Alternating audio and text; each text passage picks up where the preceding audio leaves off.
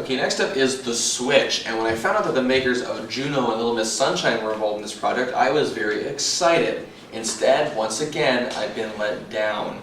This film stars Jennifer Aniston and Jason Bateman. Jason Bateman has been very likable in many films. Jennifer Aniston is Jennifer Aniston. She's had some really good films in the past, but lately she just seems to be Anistoning it, which basically is a term that I refer to. She just walks through movies, finds the same characters, and really adding nothing of interest, and she does that here too. Aniston, of course, plays a character named Cassie, and her best friend is Wally. Yes, Bateman is in the friend zone. No, that's not a fun zone, let me tell you. Believe me, I've been experiencing that lately. But anyway,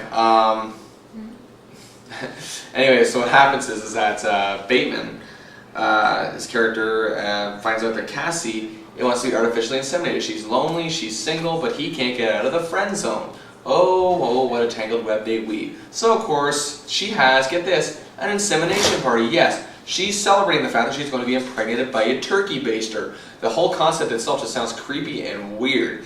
Now, I understand that some people do creepy, random, weird things, but in a movie like this, I'm just thinking to myself, what the heck are they doing?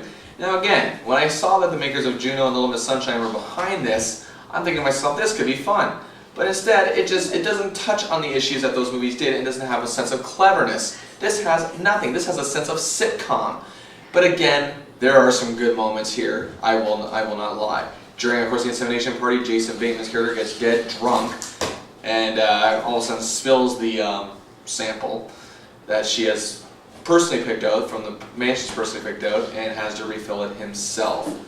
So, of course, years later, here she is back in his life with this kid, which is just like him, and pretty much everyone knows it. Now, again, this is the type of movie that, it tries to be witty and funny, and it wants to be, but really it just degenerates into a less awkward episode of 2.5 Men.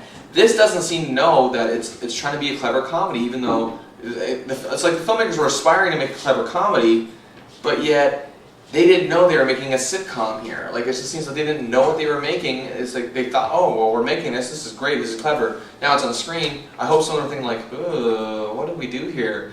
And that's exactly what has happened. But Jason Bateman is so good here, really playing the character of Wally to a T, a very confused, uptight, just very confused individual who just seems to always get in the friend zone. I can relate. Maybe that's why I liked him so much.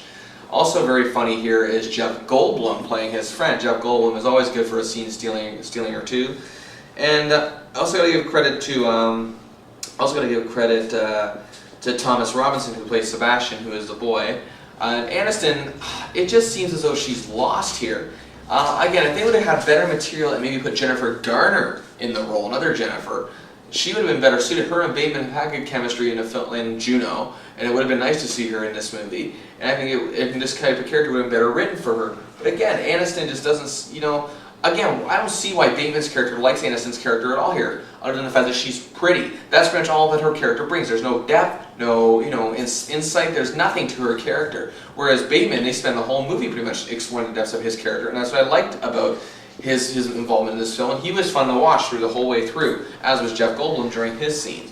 So, I was on the fence because, again, I love Bateman here, I love Goldblum here, but since Goldblum kind of gave it that extra little laugh, I'm going to very marginally recommend this film and give it 3 stars out of 5 for The Switch.